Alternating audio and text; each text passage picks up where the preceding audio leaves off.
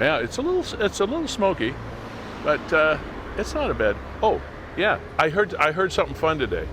Do you know why Sweden and Finland have barcodes on their military ships? So that when they get back into port, you can Scandinavian. Yeah, never mind. Okay, hey, welcome to. I think I almost blew the punchline. Season 6, episode 15. Niagara 411 live with Sterry. We are powered by Grantham Home Hardware, supported by Niagara Parks Commission. We are also supported by Ace Alignment, Sandra's Home Healthcare, Mac Outpost. We're going to have the owner of Mac Outpost, by the way, on the show today. If you have anything at all you want to ask or you want to know about Apple, watch the show. After you, hon, you got, here. There you go. Thank you. I know you got a group in there. They're in the back. Okay, we are at Fiddler's Poorhouse, 149 St. Paul Street in downtown St. Catharines. Also, we are produced. Those are your specials for today. And come on in, join the program if you want. Join your fellow Niagarans for a bit of a bite and a brew at Fiddler's Poorhouse. So, also, this technology that you're viewing as we speak, as I try to confuse the cameraman, Kevin Jack, as much as I possibly can before we sit down, of WeeStream. That's the technology that's bringing you this fabulous production here today. We have a really impactful program, at least from the beginning, coming on today. One of the big stories of the week, and one of the things that is on everyone's lips, is the tragic accident that took place at the Catharines Aquatic Centre in St. Catharines. We're going to be having a chat with a friend and associate of that family on the program. We'll tell you more about that in a minute. As well, as I mentioned, Shawn Ellsworth of Mac Outpost is going to be joining us to talk about everything Apple and a bunch of other stuff coming up on the show. Hope you can come on and join us. We'll be getting this thing underway as soon as I get to my chair.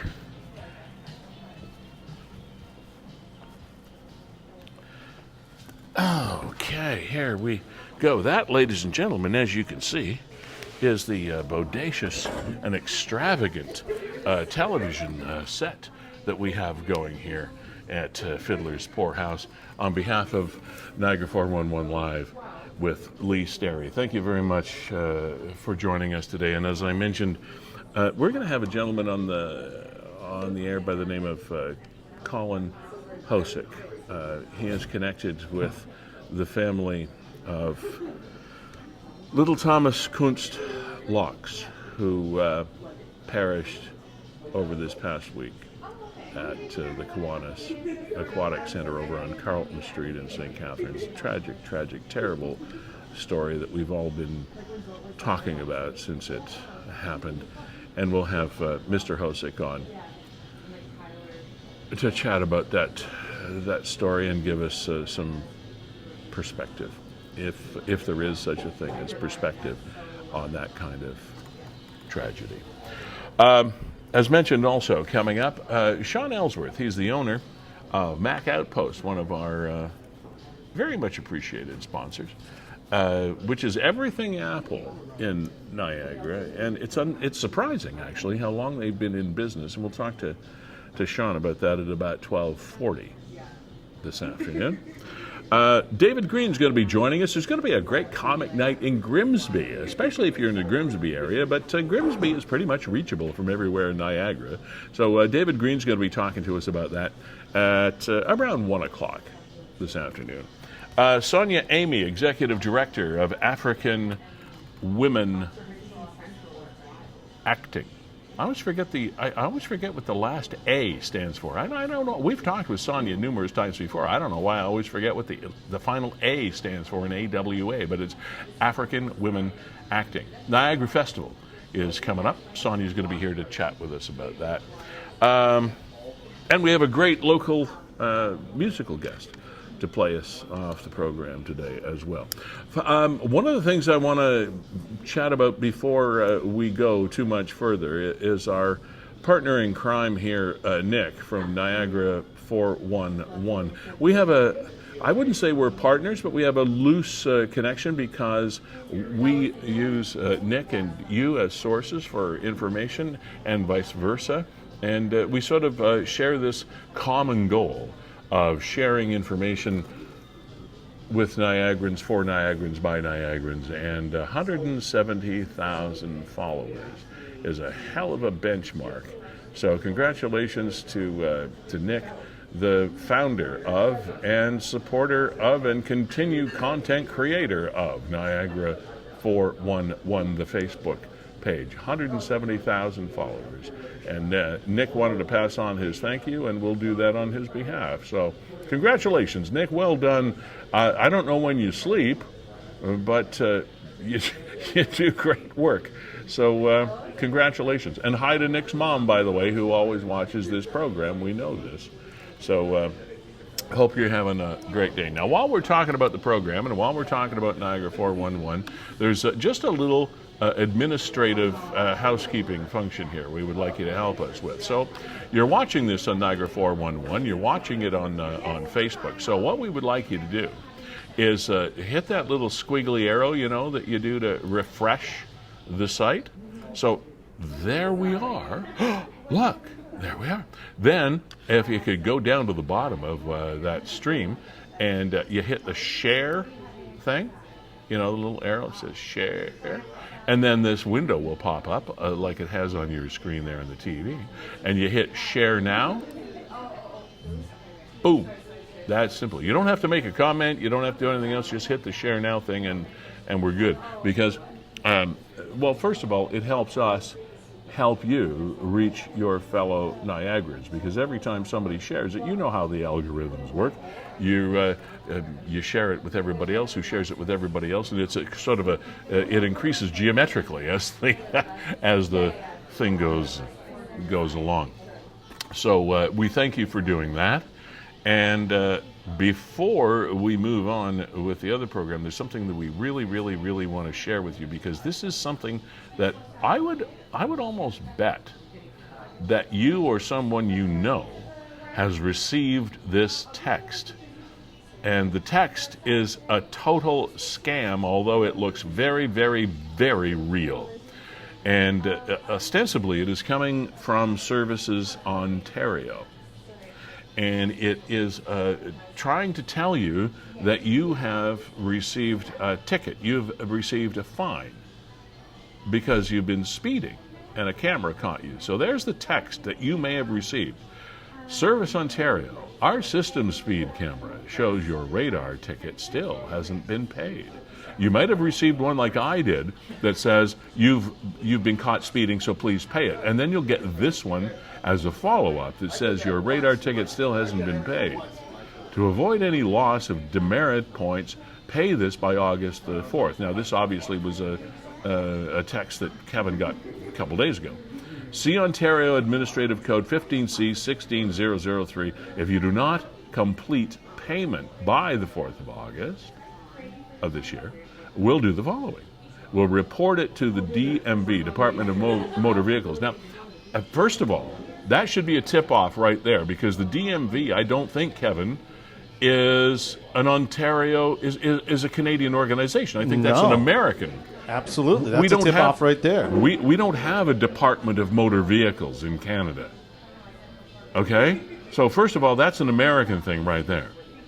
So they're going to promote it, they're going to report it to the DMV, which, like, who gives a crap, because we're not in there. Anyway, 2, we will suspend your vehicle registration effective on the 4th. We will suspend your license for 30 days. And referral to a toll booth with a 35% service fee. See, again, we don't have toll booths in Canada. This is totally an American scam.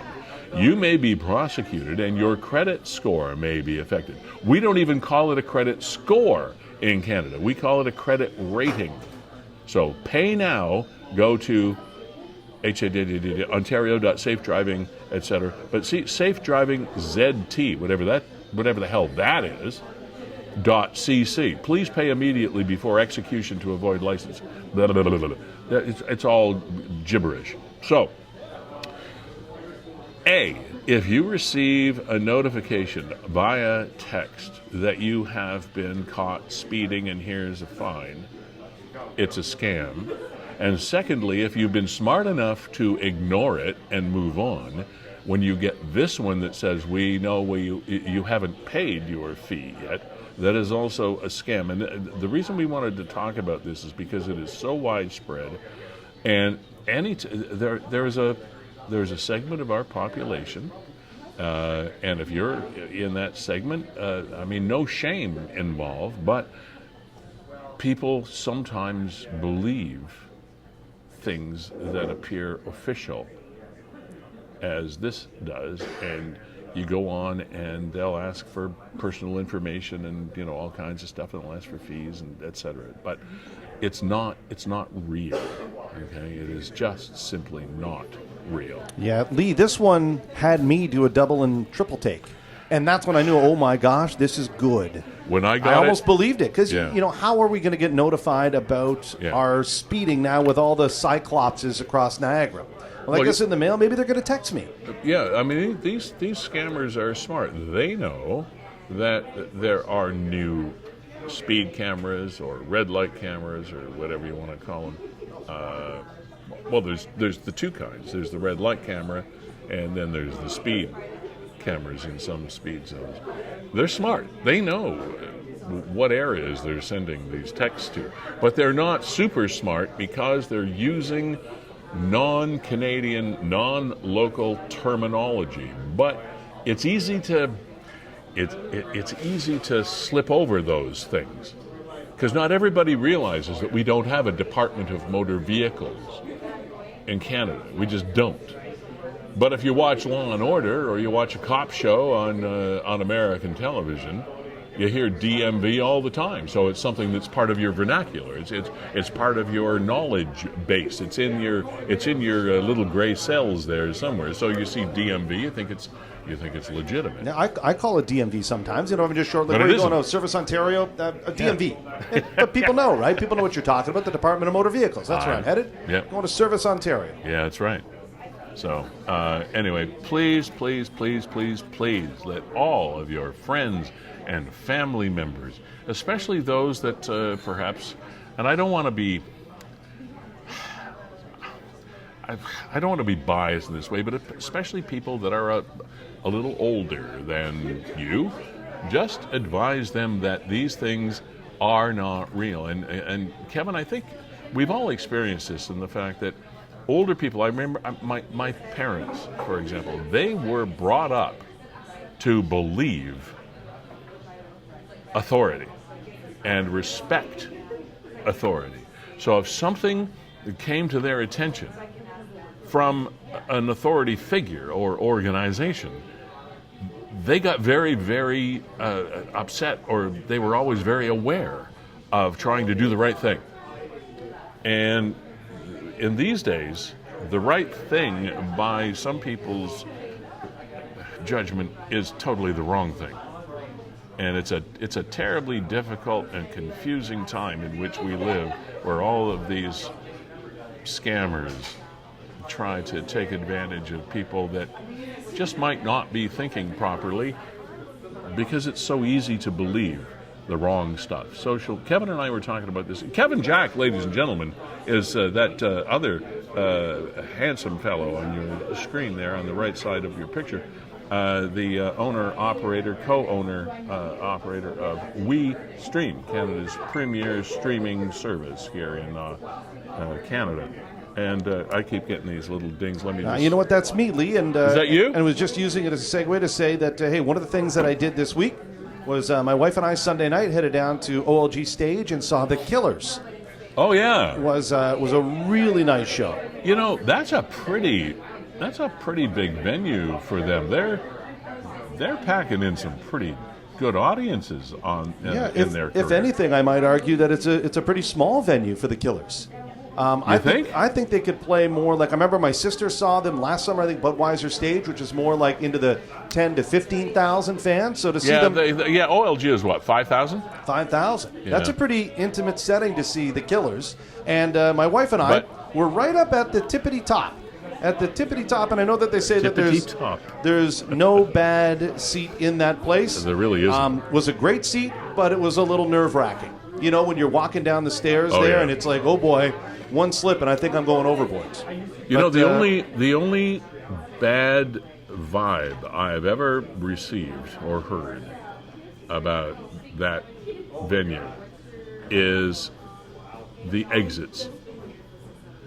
That if there were ever an issue where it had to be evacuated quickly, it would be really, really impossible to evacuate quickly. It's a great place to watch a concert, no question, but it's really damn difficult to get out of if you need to get out in a hurry. But a great venue to watch a band. So the Killers are good, eh? The Killers killed? Yeah, they were very good. I wouldn't say they were awesome. But they were really good, so much so that there were songs that they played that I never heard that by the end of it I was like, well, that's a really good song. Maybe you want to go home and listen to some of the other albums. So to me, that's a tip of a cap. One thing they did that was really cool, Lee, and I guess they say they do this at a lot of their shows, but there's one song in their playlist, I didn't really know what it was. I think it's called For No Reason or something, where they actually encourage fans in the audience to make signs to come up on stage and be the drummer for the song. Really? So there were about 3 or 4 people in the audience that had these signs made up. And the audience, as they turned the camera on the different guys, basically our applause determined which of them was going to go on stage. And all 5,000 of us were all cheering for the one guy who was like, he looked like he was 60 years old. I'm like, why is the 60-year-old guy? So what made everybody cheer for this dude? I think because the other guy looked like he just wanted to be Instagram famous, and the other guy's sign really sucked. Oh, okay. So you sit there and you go, okay, some 60-year-old kind of balding man. What was his sign? For no reason, pick me to play drums. Love the Killers. All right. And he had a big sign. He was holding it up. So he went on stage, and boy, oh boy, did that guy soak up his 5 minutes. He made 15 minutes out of it, and he nailed it. He absolutely. He was a good drummer? Oh, he killed that song. Awesome. To make me think that this guy's been drumming his whole life. Yeah. He knew the song, he knew the stage, he knew it was set, and he got up there, and I was so happy for him. And he did all the cool drummer things. You know, we counted him in on the drum Did he twirl sticks. the sticks? He didn't twirl the sticks. Didn't twirl? But afterwards, he gave a big overhead, and then he was smooth enough before he left the stage to take a selfie with the lead singer Brandon Flowers, very cool. and the band's actual drummer. So that's going to get a lot of YouTube views, that's for sure. Yeah, now tell me, does Brandon Flowers, lead singer of the Killers, not look like Jason Bateman?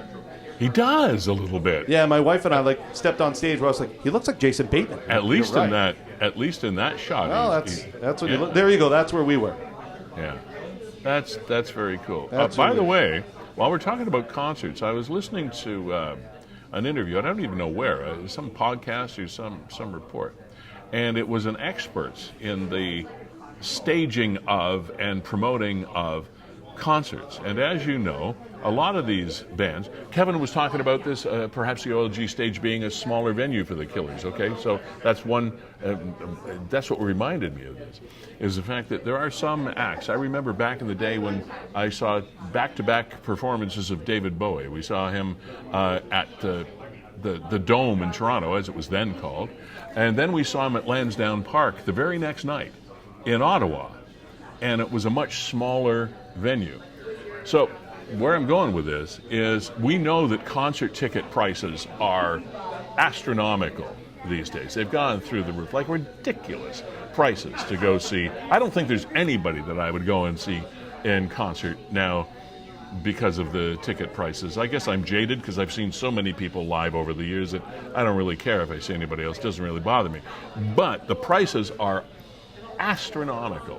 What this guy was saying is, if you have a favorite act, if you have a favorite artist, make sure that you keep track of what their concert dates are, and of course something that's accessible to you, and what the smaller venues are, because the artists check ticket prices much more closely in the smaller venues. They are much more conscious of what their ticket prices are going for than in the great big places where you've got like the Dome, for example, or the Rogers Centre, whatever you call it, that's got 40,000 people at a concert, and the prices are stupid.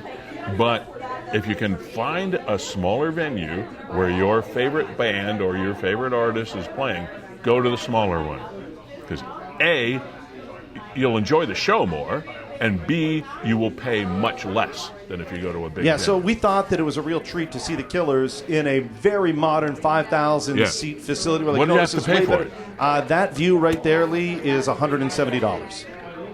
Now, see, if you were to go see them, like at Madison Square Garden or the Dome or someplace like that, would have been at least double that. I guess, yeah, and I would have been a lot further away. So, all in all, we were pretty happy. It was good for you. It was a big weekend, and we're going to be talking about this young man in a moment. It was a big weekend too. There was the Canal Days. It was Rib Fest. A lot of things happening over the long weekend in Niagara. That young man you're seeing on the screen right now is Thomas Kunst-Locks. A story that has been on the lips of all of us Niagarans almost without exception over the past week. That young man was killed while walking to a park from the Catharines Aquatic Centre on a day camp visit along with his twin brother and his counselor, the person that was heading the camp up that day. A car in the parking lot. They were on the sidewalk. A car in the parking lot driven by a woman jumped the curb and killed Thomas and injured his counselor. And it's almost unspeakable, but we have to speak about it, and we wanted to talk about it because it is probably the most impactful story that has happened in Niagara for a long time. Colin Hosick is joining us on the program today, and I'll let Colin fill you in on what his connection with the family is. Colin, first of all, thanks for joining us. I wish we'd met you under much different circumstances, but we appreciate you being here. Thank you. Different circumstances as well. We've got good audio now. Colin, could you fill us in just on what your connection is with this family?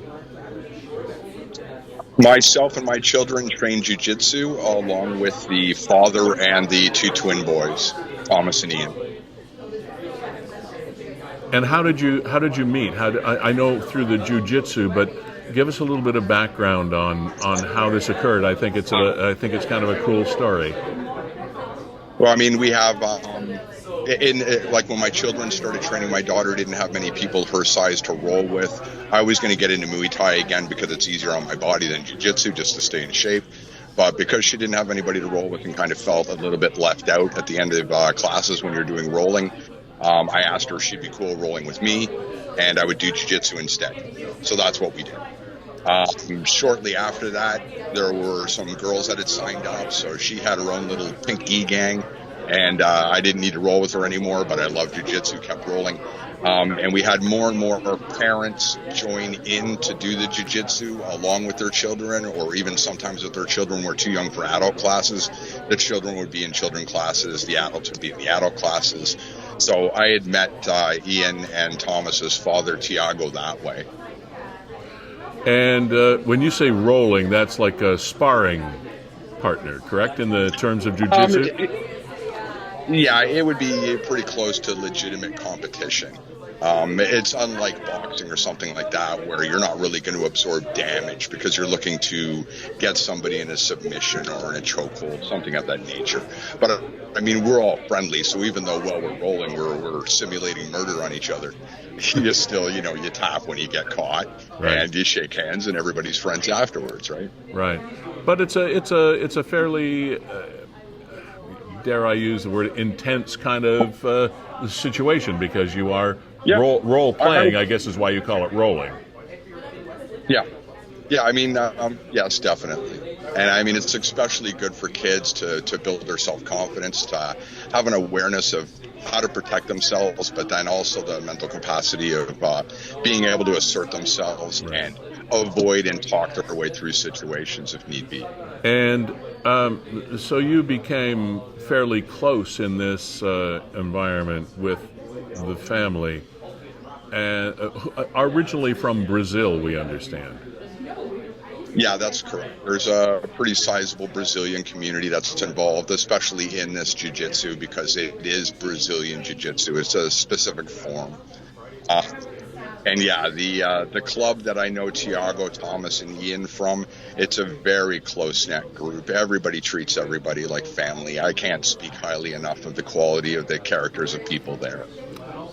There was a story that was published in a Brazilian journal that told the story of Thomas's death here in St. Catharines, and it was a very well thought out, well researched, well done article, and I'm sure the people in Brazil have reached out in many different ways, because this family still had family, and they visited Brazil quite often, did they not? Yes. And what can you tell me about what you know now? I know there has been, with any story, there are all kinds of different versions and different things that people will talk about, and often, as you know, the real message is often obscured by different people telling different versions of the same story. Some people will tell you that Thomas and counselor, etc., and brother were sitting on a bench. Others say they were walking outside on the sidewalk to the park.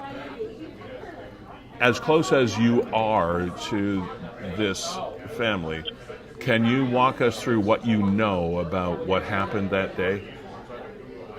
Yeah, I can give you what I definitively know. I mean, there's a lot of information that I don't know definitively, so I would not share that. Okay. So, I mean, I can't specify whether or not they were sitting on the bench or whether they were walking along the walkway, but it is a high-trafficked walkway in between the aquatic center and the park.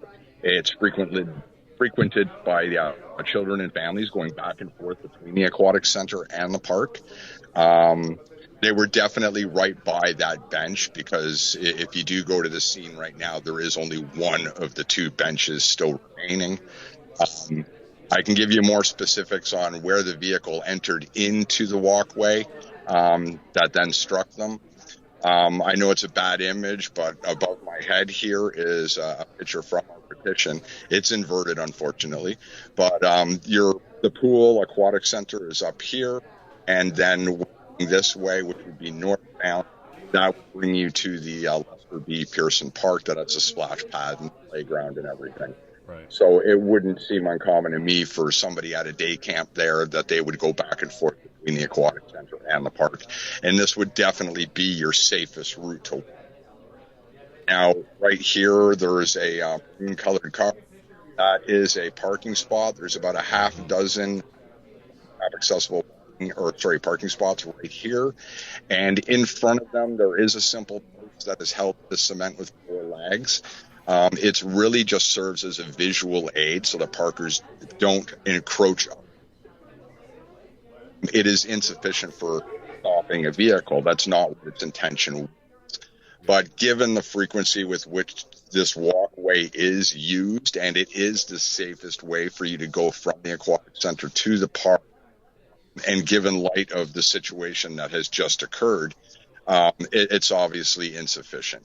And what our petition is for is to get a proper vehicle barrier installed here that's outlined in red, so that this tragedy can never be repeated to anybody else. No other family needs to go through this again. Yeah, the reason we did reach out to you is because it was made public that you had initiated a petition to the city. So give us a little bit more information about the petition, how we can support it, etc., and then we'll talk a little bit more. So talk to us about the petition. Well, the petition is on change.org. Hopefully you have a link for it and 2D matrix or a QR code that can be scanned that will bring you there. The last check, we were creeping up on about 4,000 verified signatures from people. I want to thank everybody for their time paying attention to this and signing and verifying that they support this initiative. The day that it happened, that evening, myself and my children went down to the area to leave some flowers and let other people in the jiu-jitsu community know that we'd gone down there and done that, and if they wanted to do the same, they could, and you could use the LED candles to kind of figure out where to lay the stuff down. Then we got more zeroed in on where the actual occurrence was specifically, and then the vigil kind of got moved to that location the next day. Now on Thursday night and Friday night, I mean, my wife and I, we both struggled to sleep. We kind of individually made trips without the other person's awareness down to the parking lot just to kind of reflect on it. And on Friday night, my wife had made another trip down there, and she at that point remembered when years prior, when our kids were taking swimming lessons there, that one of those posts had been knocked out before. And when she came back, I was on the back deck, and at that point she wasn't the heartbroken that we've been for the family. Instead, at that point, she was pretty furious. And it was that, like, that's inadequate for what's there and for the traffic that's going through there and for the, children and families that are on that water. And something needed to be done to make sure that, like, this can't happen again. Proper vehicle barrier needs to be installed. It is obvious. So then that inspired me to start the petition. Okay, and good for you. I would hope. I mean, I don't get me wrong. I'm not minimizing the potential effectiveness of the petition at all, but I would hope that the city fathers, and not just our city fathers, the city administrators and politicians of all communities in Niagara and elsewhere, for that matter, because this has become an international story, not just a local one, would re-examine the thoroughfares of all of their facilities, all public facilities where people gather in such a way, and reevaluate what the security and safety precautions are at those facilities. I would hope that Thomas's death is not in vain, and there are many, many, many facilities, such as the Catharines Aquatic Centre, that upgrade the safety and security of their facilities. I hope that is a result.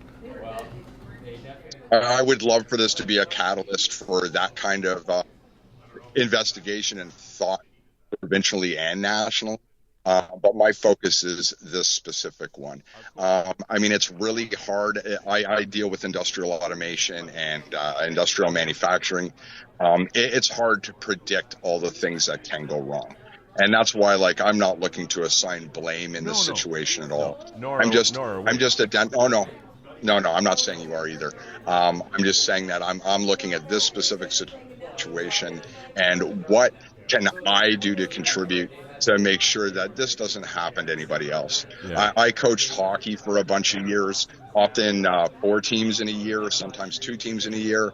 I've met tons of families and children in our community, and I could not bear to see this happen to somebody else because we didn't take action on what we know now is a vulnerability.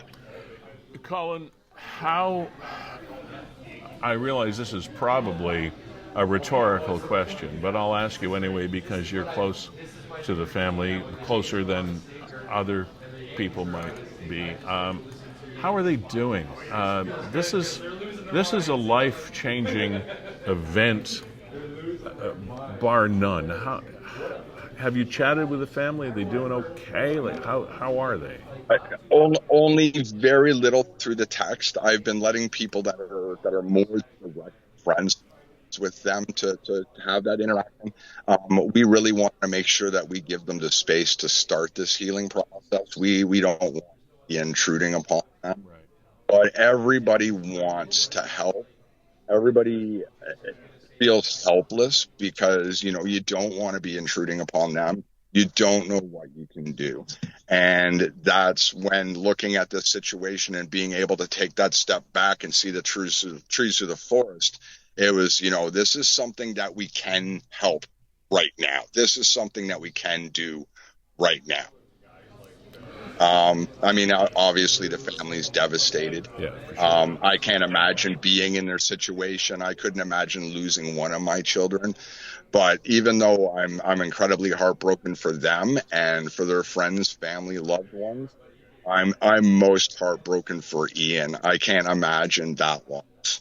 I've known twins growing up, and there's just a special connection there that just can't be explained. It's like being born prepackaged with your best friend. And now that person that was constantly attached to his hip, they're not there. Yeah, twins have a special bond that is unexplainable unless you are one. I have known twins in my life.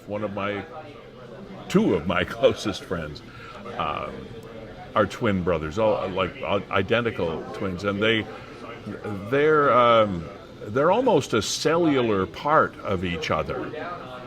And it's almost impossible to describe or explain. And as you said, hearts and thoughts, of course, to Ian, Thomas's twin brother. That it must be an unspeakable thing to have to. No, I can't even imagine. The only connection that I could even relate it to, and it's still not the same magnitude, would be like a mother and a child. And child, just that connection that you have, right?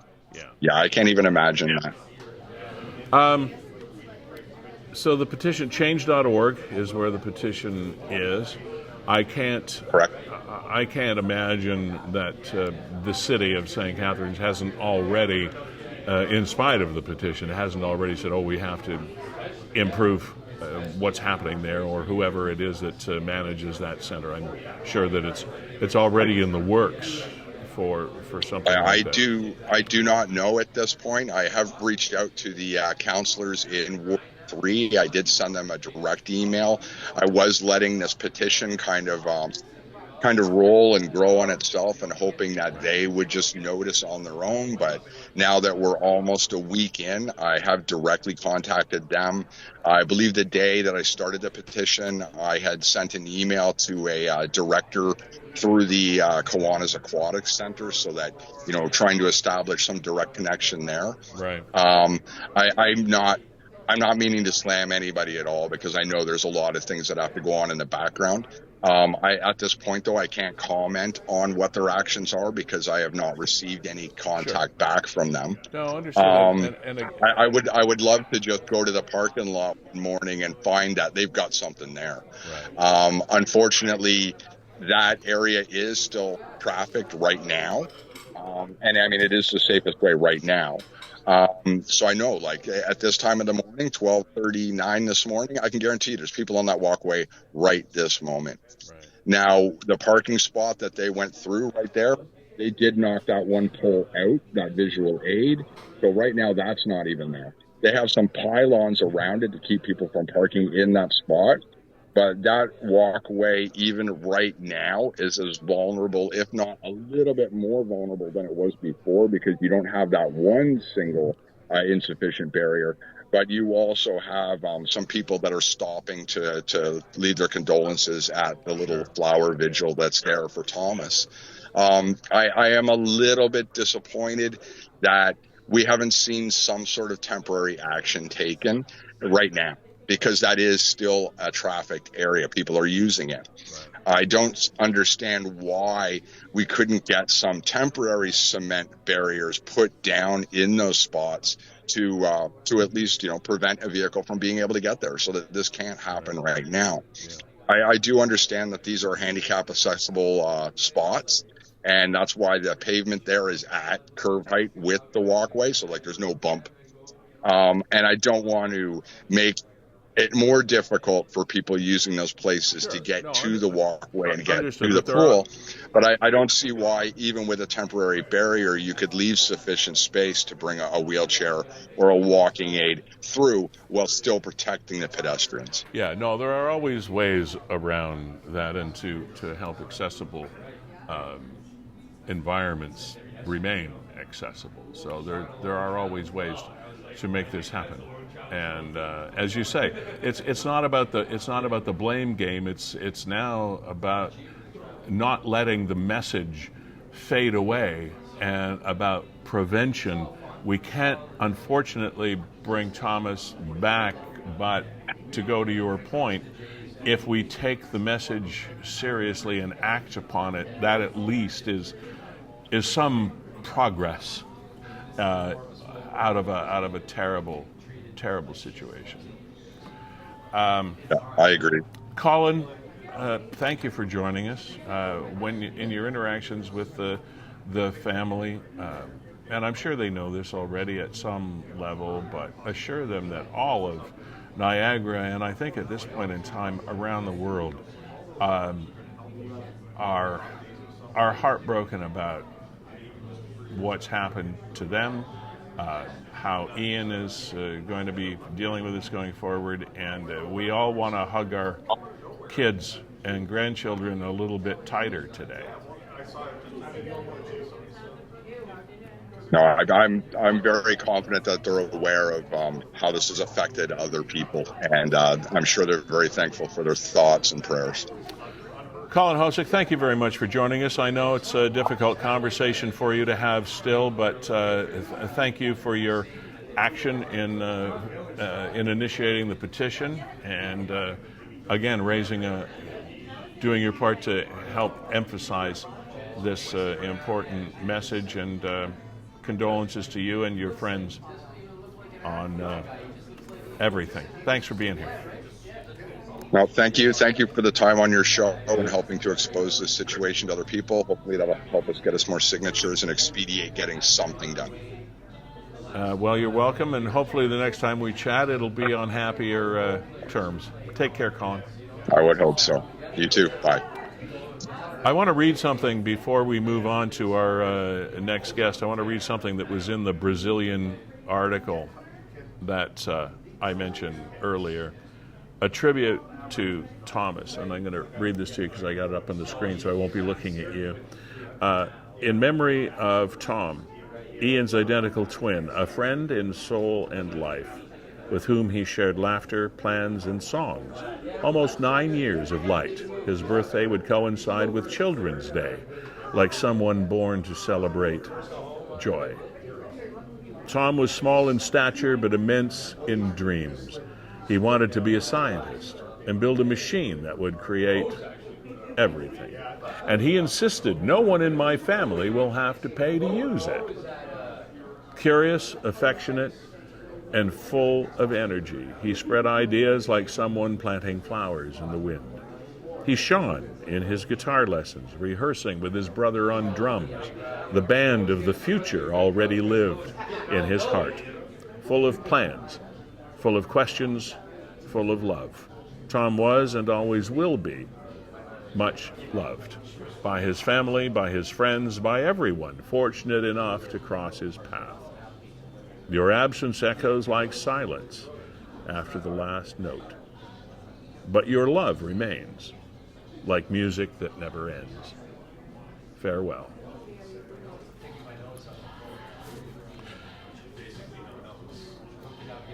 And Kevin, I don't think we can add any more to that except to thank the people that help us bring you this program every week. Powered by Grantham Home Hardware. Just so pleased that they're here. Canadian-made, homegrown quality from coast to coast. And the folks from Grantham Home Hardware decided, yeah, hey, I think we're this big part of Niagara, so we want to support the program that is as well. So thank you guys for being the headline sponsor of this program. Also, the Niagara Parks Commission. The Niagara Parks Commission, a self-finance. A lot of people think it's tax dollars at work, but it is not tax dollars at work. It's a self-financed agency as an arm of the Ontario Ministry of Tourism, Culture and Gaming Operations, responsible for a 56-kilometer stretch of the Niagara Parkway and all of those wonderful attractions and views that are part of that. So thank you, Niagara Parks Commission, for sponsoring this program. Sandra's Home Healthcare, also compassionate in-home care and personal support worker services since 2005. Sandra D'Alessandro and her group setting the bar, setting the standard for effective and caring home care. Sandra's Home Health Care. Thank you for being here and being such an ardent supporter of this program. And Niagara, for that matter. Ace Alignment of St. Catharines Limited, just a small spot with big talents and big expertise in the realm of automotive care and repair services, just over on North Street off Geneva, behind the police station. I call them the mouse that roared. Just a small spot, but man, do they do great work. And a lot of it. Darren Miller and Matt Compton are the two guys that are on site. Janice Ullapritty and her family have owned the business for many years here in Niagara, and it's just such an honor to have them part of the program. Verge Insurance, be it home, business, life, auto, whatever it might be. Verge Insurance brokers have been in business since 1953. And you got to be doing something right to hang around for that long. Just over on Ontario Street is the location of Verge Insurance. That's a head office here in Niagara and St. Catharines. So thanks, Mark Shirk and the gang, for being a part of the program. And, of course, Mac Outpost, whom we're going to be talking with the owner, I think, just about right now. Are we not, Kevin? So I won't be talking too much about him. We'll just let the man himself talk about it. Shawn Ellsworth is the owner and founder of Mac Outpost. They're located over on Lake Street in the Dollar Wise Plaza there across from Don's Lighting and the Tim Hortons Plaza. You know the place in the North End. Shawn, how are you, buddy? Great. How about yourself, Lee? I'm great. It's nice to be able to nail you down. You're one of the busiest guys I know.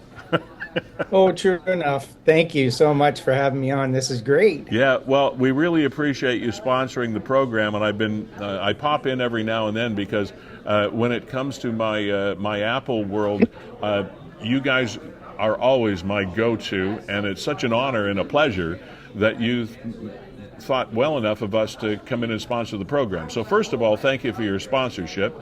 Mac Outpost, everything Apple in Niagara. So where I want to start here, Shawn, is you've been in business for a long time. Tell us about the genesis of Mac Outpost.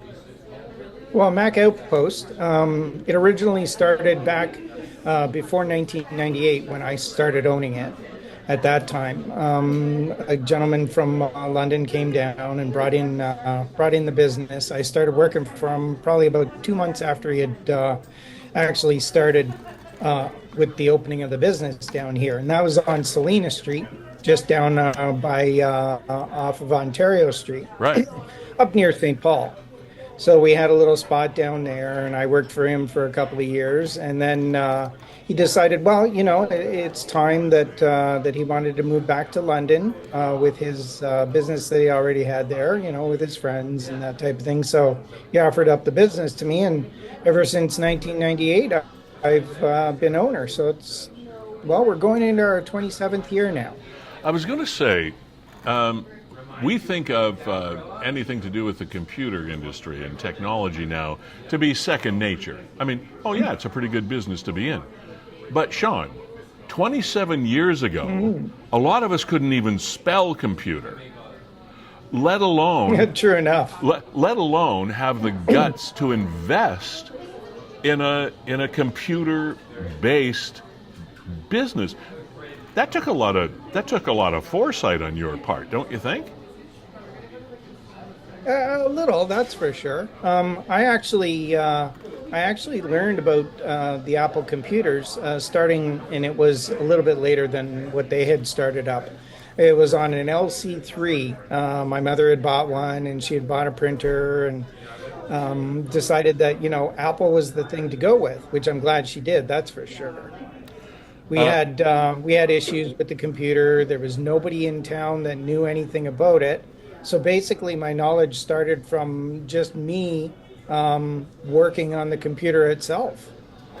My first experience with any computer was, I believe, I was working in Kingston, Ontario at the time, and I believe it was about 1985, somewhere in the mid 80s, and it was that original Mac.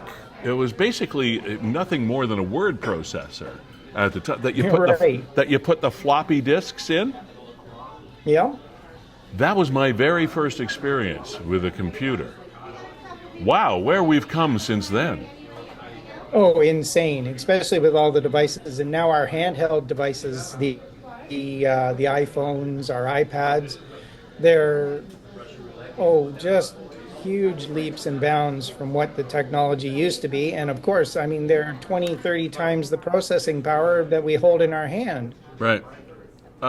So one of the things that popped up, and I popped into your store to ask the question because I saw a story, and I don't even know where it was now. It popped up from somewhere on social media, some tech site from somewhere. And because I am, as you can see from here, I got this from you guys. I'm a MacBook guy, have been for quite some time now. And I saw this thing, and it sent alarm bells, like red flags, saying, as of such and such a date, and I can't even remember what it is now, the Apple will no longer be supporting MacBook, etc., technology, software, whatever it is, and I was very confused. And then you guys said it was more of a chip thing. Can you explain that to me, and so that people out there that might not understand what's going on, that live in the Apple verse, if you will, could understand what's happening here? Sure. Back on June 9th of this year, Apple had announced they were no longer going to support Intel processors. So the coding that they use to, build the programs and have the interface over top, everything you see on your Mac and that's all pushed out through an Intel processor. Okay. So what they're doing is those type of processors 5 years ago started with their own processing system, which is Apple Silicon. And now, at this point here, they've come to the point where they're saying, we've gone far enough. We're going to stop supporting the processors with major macOS upgrades. This next version, which is macOS Tahoe, or 26 as they call it now, right? That version will be the last that runs on some of the last Intel processor machines they had produced. So now they're trying to make the move and show everybody, hey, look at our processors. They're incredibly powerful. Processing, battery life has changed drastically on this type of a processor. So they're just pushing and making sure that they can still produce the best machine possible at, Yeah. Let me ask you this, or have you explain something else. One of those words that gets lost in our vocabulary often, that people like just general folks don't understand, is that word support. Can you explain what that means? Because it doesn't mean that because you have this particular machine, it's going to stop working. No. But what does that mean? They'll no longer support this stuff. What does that mean? Well, basically, they're just saying we're no longer going to program for these processors, but they are going to continue the security updates for the next 3 years after macOS Tahoe gets released. So all machines are still going to work. They're not going to stop. That's for sure. You can still stay with the same operating system that you're running, It's just that newer versions that might have some extras, and little gadgets here and there built into the operating system are not going to be available for that type of processor. All right, so it's not a big deal. Yeah, so it's not the fact that all of a sudden you're not going to be able to run your stuff. It just means that you're not going to be able to download the newer programs. Yeah, the newer operating system itself. So this next version, which they call Tahoe, that one is still available and will still work inside of Intel processors, their latest versions of the Intel processors. Yeah. So not all of them, but a good portion of their latest ones, it'll still run. But it's just that you won't be able to upgrade to a newer version come next fall. And this fall you can, next fall you can't. This is, I learned my lesson, and you guys are my educators after I did. Your head tech at the store there, Derek, was amazing. But I had an old machine, MacBook Pro still, but it was an old machine. Mm-hmm. I had it since like 2012. Right. And then I got this notification that I should upgrade to this new operating system, newer operating system. And I don't even know why I did it now, because I never did stuff like that before, because I didn't want to screw up a good thing. I didn't want to exactly. I didn't want to mess with success. But I upgraded. Yes. But I upgraded the operating system, and I was caught in computer hell. It was just absolutely. I just couldn't function. Nothing would function. And you guys helped me extend the life of that machine for a while. Derek was awesome, but then I ended up upgrading and getting a newer one, which was terrific. But my point being, if anybody has any question about what they're doing when these messages come up, you guys are the place. You can help them out, right?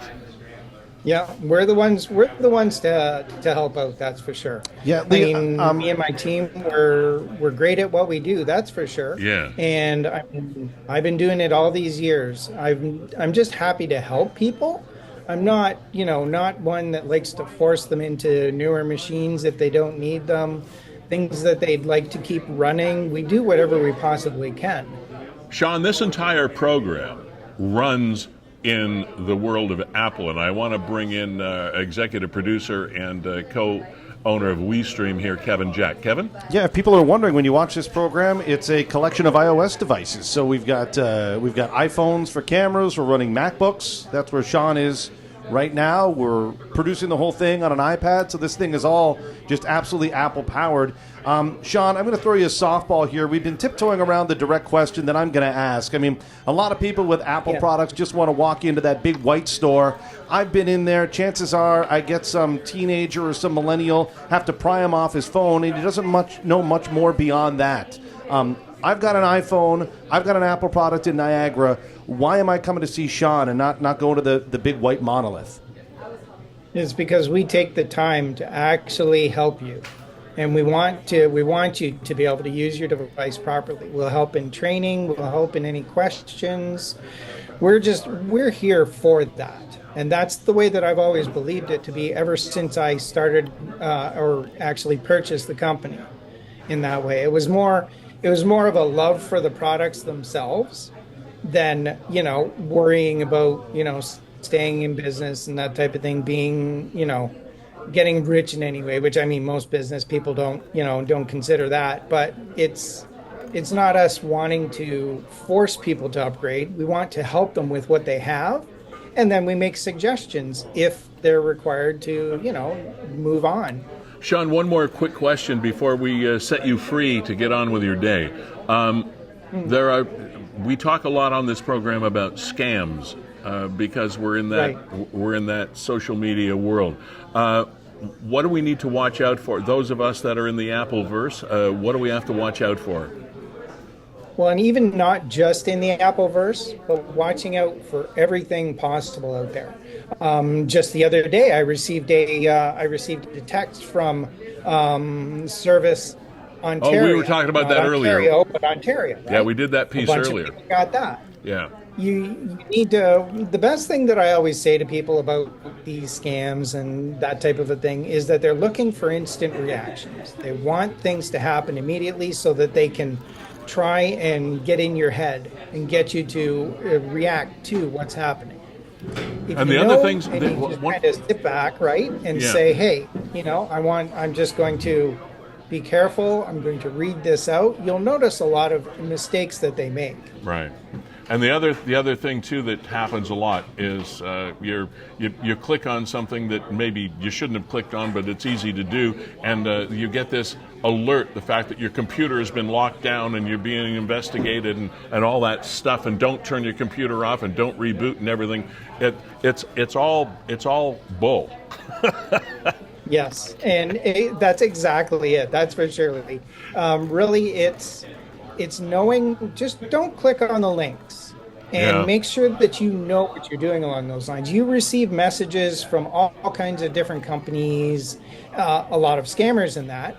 Knowing to actually just sit back and read. Don't react too fast on things. And then also knowing that you can call the company directly. You could call Enbridge, you could call Electra, you could call anybody, Apple, Microsoft, whatever. You can call them directly and ask them, because they never come out to direct you to get a hold of them. They wait for you to get a hold of them your own way. They don't force you out in that. Good advice. Shawn Ellsworth, thank you so much, owner of Mac Outpost, and proud to have you as a sponsor, proud to use your business and your technology, and you enjoy the rest of your week, okay, man? Thanks for being here. Thank you so much. I appreciate it. All right. Have a great day. And thank you. Thanks again for your support. Take care, Shawn. For sure. Take care. Yeah, good to have him finally have a chance to get Shawn on. Once again, want to thank our sponsors. We are powered by our headline sponsor, which is Grantham Home Hardware, proudly Canadian owned and operated, locally owned, genuinely Canadian, as you see there on the logo at the bottom. Niagara Parks Commission. Man, this has been an amazing summer to be able to take advantage of all of the things that the Niagara Parks Commission has to offer, including their 3 fabulous golf courses, Legends on the Niagara out of Chippewa, as well as the Whirlpool Golf Course on the Niagara Parkway. The Aero Car, the tunnel to the falls, just so many things. All you have to do is just go on NiagaraParks.com, and all of the stuff is there. Just fabulous, and it's wonderful to see it well attended too. It's post-COVID. Finally, things are 5 years after the beginning of COVID. Finally, we're starting to get ramped back up and see the wonderful tourist numbers that are flowing through Niagara. But take some time to be a tourist in your own area. Enjoy the Niagara Parks Commission attractions. Sandra's Home Healthcare, from hospital hustle to home comfort. They're just a call away, setting the bar in Niagara and across country, for that matter, in home healthcare. Sandra's Home Healthcare. Thank you so much, Sandra D'Alessandro, for being support here. Janice Ulpretty and her guys Darren and Matt at Ace Alignment also continuing to support us, and we love these companies because they are Niagara born and bred, and so are we. So it's a nice kumbaya kind of fit. Verge Insurance, Mark Shirk and the gang, home, auto, life insurance, whatever your insurance needs. They've been around since '53, so they're doing something right. Ontario Street, St. Catharines. If you have an insurance need or an insurance question, give Verge a call. And of course, Mac Outpost, that you just heard a lot from Shawn Ellsworth and the gang, Derek, the head tech over there at Mac Outpost. And I do also want to acknowledge the Beau Chapeau hat shop at Niagara on the Lake. I've had this hat on now for a couple of weeks, but more than a couple, but I haven't mentioned them. But this is the new straw chapeau from Kevin Neufeld's shop, Beau Chapeau on Queen Street, Niagara on the Lake. Bought another hat the other day too, Kevin, that I wear on the golf course, and it covers my ears, and it's just lovely. So at any given time, they do have a fine selection. I'm not even joking. Like it's impressive. If you're looking for my God, it's crazy, fancy hat or just something for the golf course, they got them all, and you can try them on. And their staff know everything about hats. If you have a hat that isn't theirs, or it's just you've had it around the family for a long time, you need it refurbished, or you need it maybe reshaped, it's got a bit of damage or whatever, they are about the only haberdashery, that's what hat shops used to be called, haberdashery with original equipment used to make and repair and treat hats of all shapes and sizes. I've had a couple of mine redone in there. Mine looked at that black one there you see on the screen. Mine looked a lot like that. I have a black hat. I wear it on the show often, but they brought it back to life. I'd kind of beaten the heck out of it, and they brought it back to life. It's just such a neat place. So anyway, thanks. Love the chapeaus at Beau Chapeau. Our pal David Green, one of the hardest working comics in show business, or the hardest working business person in comedy, whichever way you want to say it. And there he is, one of the greatest self-promoters ever, Garden City Comedy Festival. It's bloomin' funny, says the shirt. Hey, David, how are you, pal? Oh, David, rookie, David, you gotta unmute your yourself. microphone, buddy. Hello, there we go. Sorry, I thought you had been muted. Okay. It was on my end. It was, Yeah. And Lee, I gotta say, by the beautiful hat. The hat had me awestruck. That was such a beautiful setup, Lee. Such a beautiful setup, and then David goes and drops it. He blew the punchline. Yeah. I know. I wish I could recover by making a hat joke, but I don't have any off the top of my head. So we'll just move on. Okay.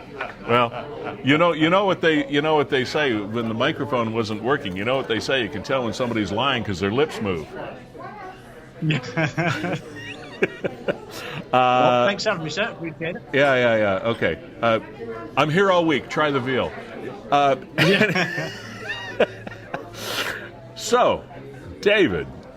We have yet another event coming up.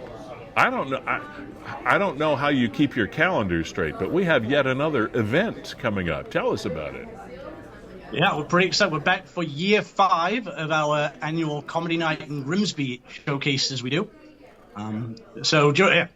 The pandemic, it sucked, but there was some good things that came out of it. It forced us to go think outside the box of ways to bring alternative entertainment to the masses, and we had to do shows outside. So we partnered with the Grimsby DIA back in 2021 to do shows in Coronation Park, down on Main Street in Grimsby. A beautiful pavilion, wonderful park, surrounded by trees and beautiful grass and chairs and tables. And yeah, we did family-friendly showcases, so all the family could come out. And there's been adults and kids and dogs, and bring some top comics from across the country, local talent, and it's been so much fun. We're back for year 5 of it, and I cannot wait to get things started tonight. All right, and details on tickets and et cetera, et cetera, et cetera?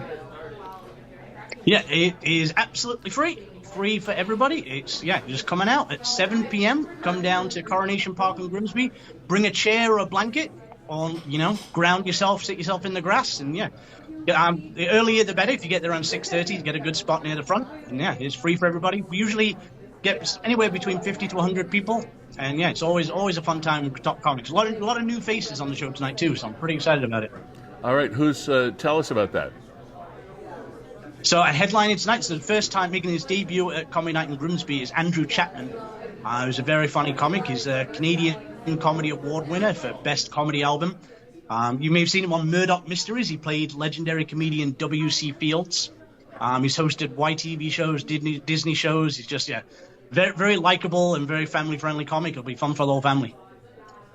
And one of the things that always, I think, mystifies people is the courage that it takes for someone to do what you and your comrades do, is stand up and expose yourself to the world. And it has to be one of the most exciting and yet lonely, frightening experiences. Do you still get nervous when you go up to perform and try to make people laugh? It depends on the show. Really, not really. I get more excited. The stage maybe a little bit of nervous energy. When I first started out, I was absolutely terrified, like heart jackhammering in my chest and sweating profusely. But now it's more excitement to get on the stage.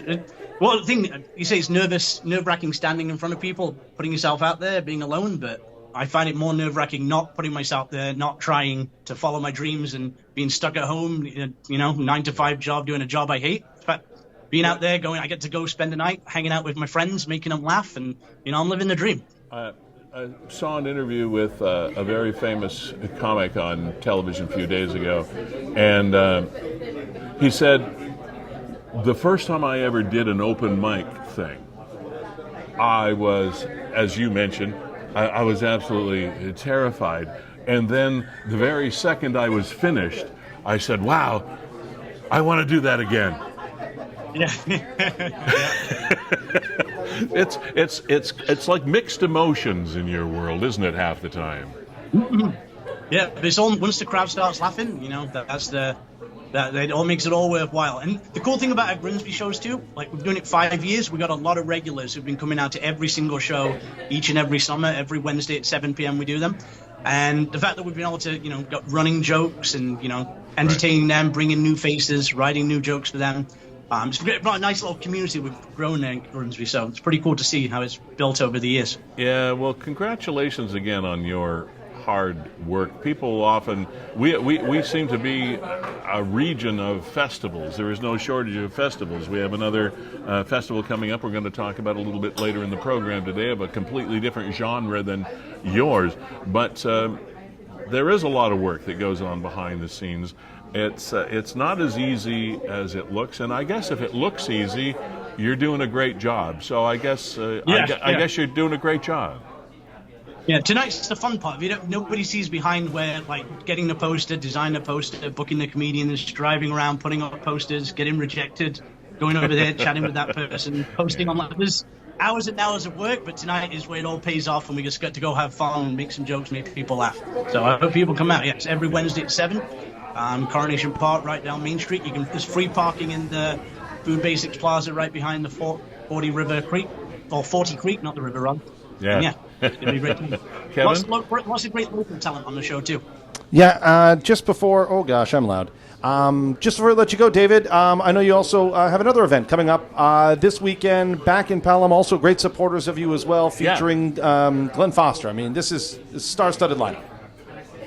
Yeah, a Canadian guy, Glenn Foster. Like, I remember growing up and watching Just for Laughs on TV when I was a teenager. Like, seeing all these comedians, I'm like, the fact that he's now my friend and we do shows together. He's driving all the way from Ottawa. Of course, that Canadian guy lives in our nation's capital. Of course, that Canadian coming guy, down here to perform. Yeah, he's 8 times Just for Laughs performer. Gemini nominated. Coming to the small town of Pelham. And again, that's a community that we've built up. Like, there were no comedy shows in Pelham, and now we consistently sell out with like 250 people crowds at the Meridian Community Centre.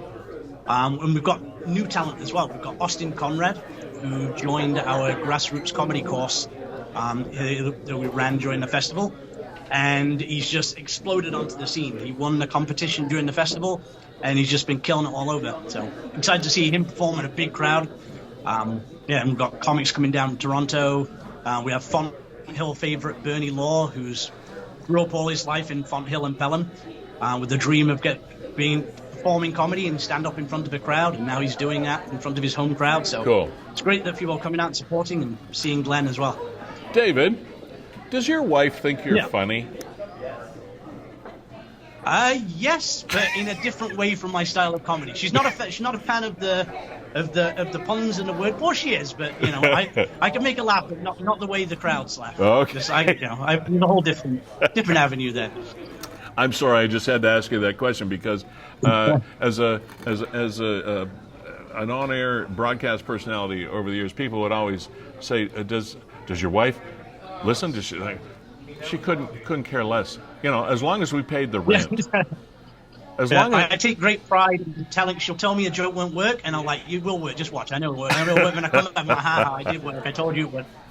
Well, as people that are familiar with the Reader's Digest, that was a publication that ran for many years. They always had a section, and I thought it was a great line. It was called "Laughter is the best medicine." And so I thank you for treating us all and making us a little bit healthier here in Niagara, David Green.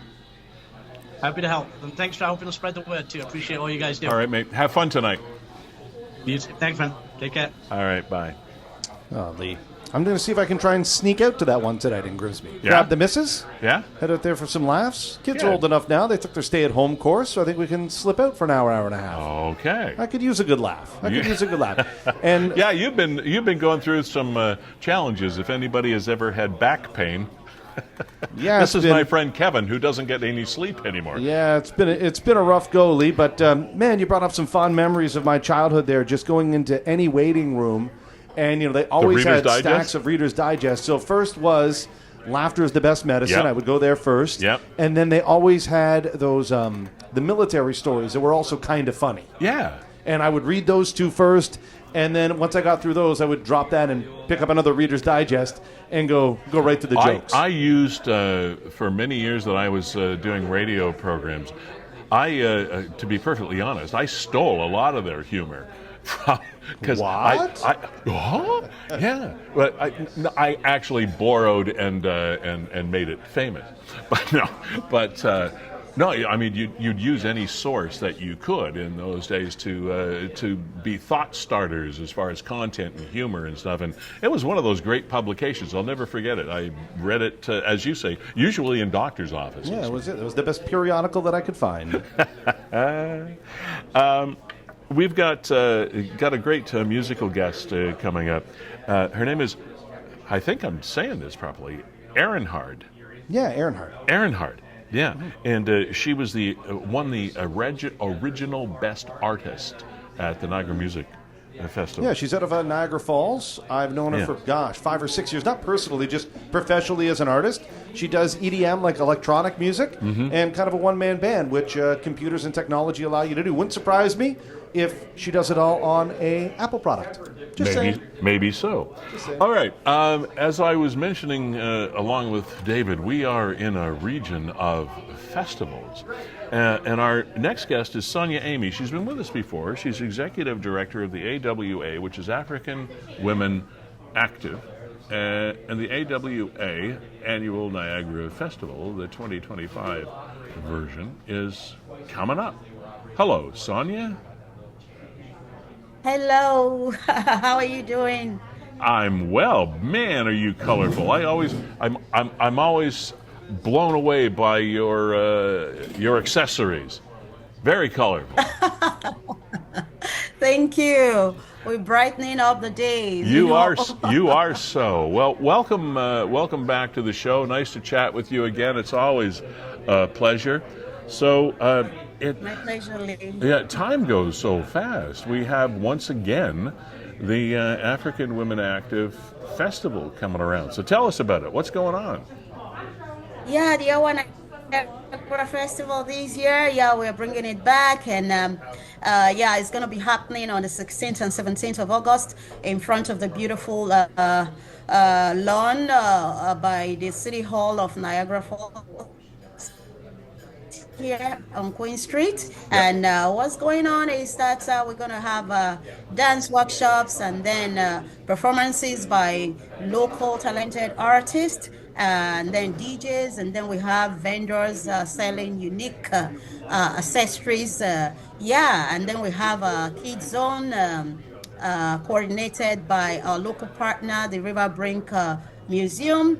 Yeah, it's, the lineup is, we have Dahlia Addison that is going to be playing, singing reggae music. We have Infrared Music all the way from Toronto offering us the best of Calypso music. And we have Lady Song and Afro beats and Cuban, Afro-Cuban music performers. And we have a Madu Keno and Deco Fields playing the West African music from Burkina Faso. And we have DJ Musa and DJ Dams. And then on Sunday, we have, again, the African Dance Workshop. And we have Brandon Anu and the Night Shadow, local bands. We have the OK Kampa, local band as well. Silaski, all the way from Toronto. Quincy Bullen from Toronto. Wow. Yeah. And we have a lot of exhibitors that are coming in that will be offering local products and accessories, and beautiful kids zone offering games for the children and family. So it's gonna be a fun time. Well, I guess so. You've got a jam-packed agenda there. Exactly. So we're really looking forward to the event, and we pray you said this is the 16th and 17th of the month. 16th and 17th. Right. Yeah, it starts from 12 p.m. That's when the workshop starts. Yeah. The workshops run from 12 p.m. to 2 p.m. and the performances start at 4 p.m. until 9 p.m. So it's right downtown outside City Hall in Niagara Falls on Queen Street. Exactly. Yeah, exactly. Across the street from the Awa Cultural Space. Yes. So we brought it up. Yeah. Yeah. I would, first of all, like to wish you much success and congratulate you again on a great concept, a wonderful festival, and it's a wonderful cultural experience.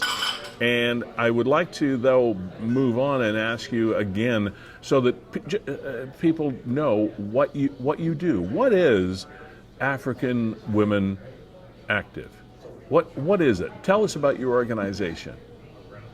Yeah, the organization works with women and youth in the arts through artistic development workshops in the area of music, poetry, visual arts, and movies. And we do movie screenings. We run festivals. We do programming in Toronto, and we develop artists in this sector, and we present them. We produce them and present them. We also offer international programs, which we started in 2022, and so this is what our does. And at our space here, we do activities, workshops here, and we do small events at the venue.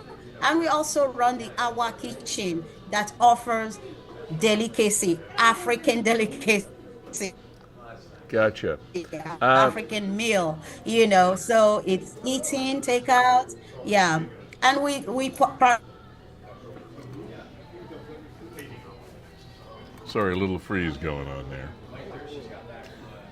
We'll get her back. Yeah, no, she's not joining us from Africa. Like she's local. She's local here. And yeah, well, technology being what it is, it is what it is. Yeah, I hope to get her back. And I really love that. Like last time on the program, Lee, we were talking about the Fiesta Extravaganza. Yeah, that's right. Which was a Filipino festival. Yeah. And now we've got African women acting, and the ability here for us to go out and experience cultures, and of course the cultural food offerings. And you know that it's the authentic stuff, right? Absolutely. It's recipes that come from the homeland. It's grandmother's recipes that have been passed down generation to generation. And looks like Sonia's just dropped off there, Lee. I was hoping that we were able to reconnect with her, but I think we got most of it in. We got all of the pertinent information out there. And in these times of global turmoil on a lot of different levels, it's wonderful to celebrate culture when we can, because there are enough cultural clashes in the world to go around. So when we have some sort of cultural inclusion and enjoyment and fun and sharing each other's experiences and backgrounds, it's a breath of fresh air. Kevin Jack of WeeStreem, we haven't had a chance to talk much about what you guys are doing this year. I know your summers are a little bit more laid back because you like to spend some time with your families, and good for you to do that. But ladies and gentlemen, for anything as you know that you're planning, be it weddings, be it functions, be it sports tournaments, be it corporate gatherings, whatever it is, if you want people to be included, streaming is becoming more and more and more, not only cost effective, but effective in reaching who you want to reach. And WeeStream is the best. Case in point, this show, because Kevin does a great job. As always, a pleasure, Kevin, working with you. Thank you. You as well, Lee. And what have you been up to? Let me throw it back at you. I already said I went to see the Killers on Sunday at OLG stage. My wife and I did a Canals Day. Oh, that's right. Trip this past Saturday. Just loved it. I hadn't been for a long time. You know what it's like. As I was talking about the Niagara Parks Commission, sometimes you have to be your own tourist. You have to be a tourist in your own community to really get a sense of community in general. And that's what we did in Port Colborne this time at Canal Days. And again, kudos to the organizers and the presenters and all the people that participate in that, because you do a fabulous job. And it was really a great experience, and it was fun, and just great weather. And then, of course, Rib Fest. Wonderful weekend in St. Catharines for that. The long weekend was really a big splash and successful in Niagara, because the weatherman cooperated, the big weatherman upstairs cooperated to make everybody's weekend just wonderful. No, absolutely. And what I'm going to enjoy now, Lee? Some of the delicious offerings on the brand new menu here at Fiddler's Poorhouse. 149 St. Paul Street. I'm going back for that Korean barbecue sandwich. Oh my gosh, that is so good, Lee. I've been craving it since our last show 2 weeks ago. So let's wrap this up. It's time to go. Thanks again to Grantham Home Hardware, Niagara Parks Commission, Sandra's Home Healthcare, Ace Alignment, Virgin Insurance Group, Mac Outpost, Beau Chapeau, Fiddler's Poorhouse. We are going away so fast, but we'll be back a couple of weeks. Aaron Hard, Best New Artist at the Niagara Music Awards last year, and the song, Don't Drink Chemicals. A fine message to leave you with. Have a great week.